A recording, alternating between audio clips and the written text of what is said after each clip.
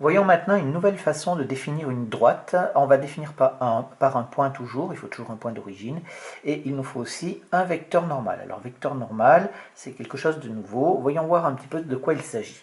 Donc on prend une droite qui est définie par un vecteur directeur, un point quelconque bien entendu, mais ce n'est pas important pour cette définition-là. Donc j'utilise uniquement un vecteur directeur. Et je vais dire donc ici un vecteur n non nul est un vecteur normal à la droite D. C'est seulement si quoi? Eh bien c'est seulement si les vecteurs n et u sont orthogonaux.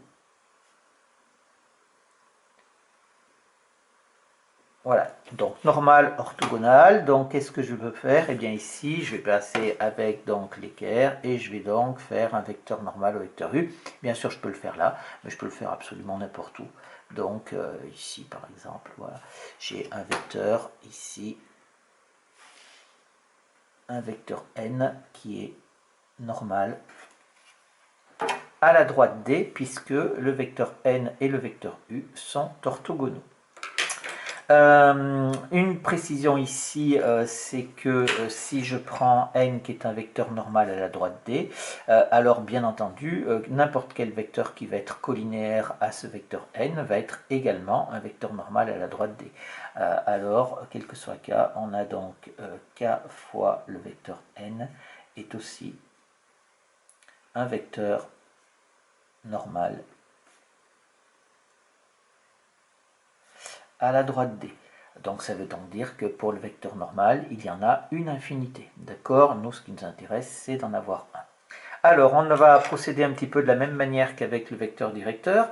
On a une propriété similaire. C'est-à-dire cette fois-ci, si je prends une droite D et qui est définie par un point et son vecteur normal ici, que je prends de coordonnées petit a, petit b, alors la droite D qui passe par A et qui a pour vecteur normal n, et bien entendu, si je la trace, je vais avoir ici, vous voyez, une droite D qui va être là, comme ça. Je vais avoir un vecteur normal n qui va être comme ceci. Je vais avoir un vecteur normal n ici. J'ai donc un angle droit. J'ai un point A ici, que je vais prendre d'une certaine manière comme ça. Et je vais prendre un point M ici. On est bien d'accord que ici, ça veut dire que le vecteur AM qui va être là, eh bien c'est obligatoirement un vecteur directeur de la droite. Et donc si le vecteur n est un vecteur normal à la droite n, alors la droite, ça va être l'ensemble des points m du plan, tels que le vecteur am et le vecteur n sont bien sûr orthogonaux.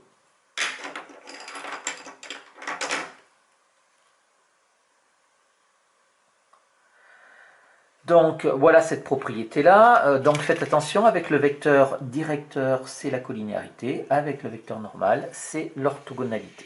Donc l'orthogonalité, maintenant, on va la traiter telle qu'on sait la traiter. Donc on a dit que les vecteurs, si je prends un point M de coordonnées x, y de la droite D, ça veut dire donc le vecteur n et m sont orthogonaux. C'est équivalent à dire que le produit scalaire entre le vecteur n et le vecteur am est égal à 0, avec toujours le vecteur AM qui a pour coordonnées ici x moins xa et y moins yk. Donc ici maintenant je peux calculer mon produit scalaire puisque j'ai mon vecteur n qui a pour coordonnées AB, j'ai coordonnées de mon vecteur AM. Ça nous fait donc xx' plus yy', ça nous fait donc a facteur de x moins xa plus b facteur de y moins yk. Ce produit scalaire-là, il doit être égal à 0, puisqu'on sait que n et am sont orthogonaux. Et ici, ça va nous faire donc ax plus by moins axa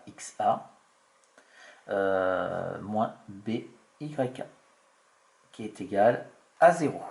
Et je retrouve bien l'équation cartésienne ici. On retrouve l'équation cartésienne de la droite.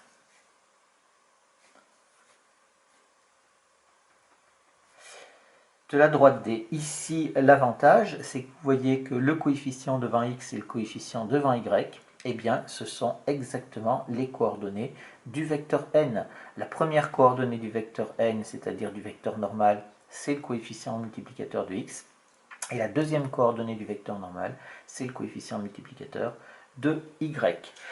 D'où la propriété qui est en dessous, c'est que si on a une équation cartésienne du type ax plus by plus c est égal à 0, alors la droite D a pour vecteur normal, pardon, j'ai fait une erreur, a pour vecteur normal ici, a pour vecteur normal le vecteur n. Donc ça, c'est très important, hein. Le vecteur n, il se lit directement à partir de l'équation cartésienne de la droite. On prend le coefficient de x et le coefficient de y pour les coordonnées. Une propriété qui est évidente, c'est très visuel en fait. Si je prends un vecteur normal à une droite D, alors ici, vous comprenez bien que si je prends n'importe quelle droite qui est perpendiculaire à la droite D, ben, bien évidemment, le vecteur n sera un vecteur directeur de cette droite-là. Donc, le vecteur normal de la droite D, c'est un vecteur directeur de n'importe quelle droite delta perpendiculaire à D.